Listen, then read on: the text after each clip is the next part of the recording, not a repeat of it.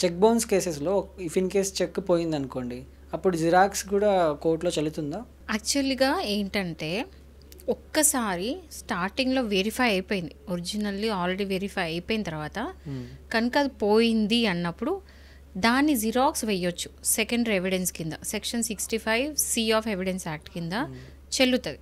Okay. So ఇది ఎట్లా explain చేద్దామంటే, రీసెంట్గా మద్రాస్ హైకోర్టులో ఒక కేసు ఫైల్ అయింది. ఓకేనా, మొహమ్మద్ ఇక్బాల్ వర్సెస్ ఎస్ మనోన్మన్యన్ కేసులో ఏంటంటే లోవర్ కోర్టులో చెక్ బౌన్స్ కేసు ఫైల్ అయింది, పిటిషన్ వేసాడు.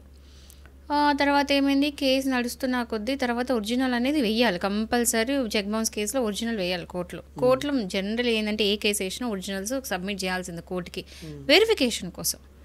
సో అవి ఒరిజినల్స్ కాక జిరాక్స్ యాక్సెప్ట్ చేయరు కోర్ట్స్లలో, ఎందుకంటే మ్యానిపులేషన్స్ వేయొచ్చు, ఫోర్జరీ చేయొచ్చు, ఏమైనా చేయొచ్చు, జిరాక్స్లు మేనేజ్ చేయొచ్చు, అందుకని చెప్పి ఒరిజినల్సే కన్సిడర్ చేస్తుంది కోర్టు, పర్మిషన్ ఉంటే తప్ప. సో ఈ కేసులో ఏమైందంటే వీళ్ళ అడ్వకేట్ చెక్ పోగొట్టేసిండు. చెక్ పోగొట్టిన తర్వాత కోర్టు కేసు కొట్టేసింది. ఎందుకు కొట్టేసింది అంటే ఒరిజినల్ లేదు అని చెప్పేసి.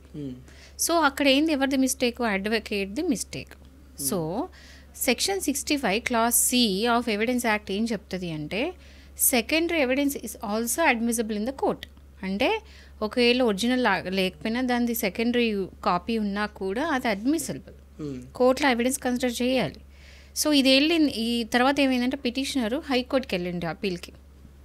వెళ్ళినప్పుడు హైకోర్టు ఏం చెప్పిందంటే, జస్ట్ మియర్లీ ఒక ఒరిజినల్ది లేదు మిస్ అయింది అన్నప్పుడు ఒక కేసు మొత్తం కొట్టడానికి లేదు, ఎందుకంటే ఆల్రెడీ వెరిఫైడ్, ఆల్రెడీ ఆ చెక్ ఒరిజినల్ వెరిఫై చేసిన తర్వాత మధ్యలో ఎక్కడో పోయింది. సో వెరిఫికేషన్ అయిపోయింది ఆల్రెడీ, తర్వాత సెకండ్ కూడా వేసుకోవచ్చు. అయితే సో దీనికి క్లియర్గా హైకోర్టు ఏం చెప్పిందంటే, Madras high court, they should be proper reason, కరెక్ట్గా ఎక్స్ప్లెనేషన్ ఇవ్వాలి, ఎట్లా పోయింది, రీజనబుల్గా ఉండాలి రీజన్ అనేది, ఎక్స్క్యూజ్ అనేది. ఇప్పుడు ఒకవేళ పార్టీ తప్పు వల్లనే, పార్టీ అంటే ఇక్కడ పిటిషనర్ తప్పు, ఆ పర్సన్ చెక్ బౌన్స్ కేసులో ఇన్వాల్వ్ అయిన పిటిషనర్ వల్లనే కనుక మిస్ అయితే తనే పోగొట్టుంటే మాత్రం తప్పు, అడ్మిట్ చేసుకోకండి.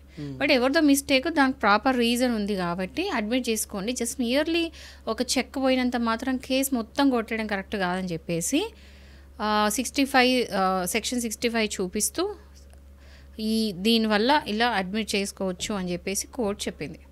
సో ఎవరైనా సరే ఇట్లాంటి ప్రాబ్లం కనుక ఫేస్ చేస్తే ఈ కేసుకి రిలేట్ చేసుకోండి.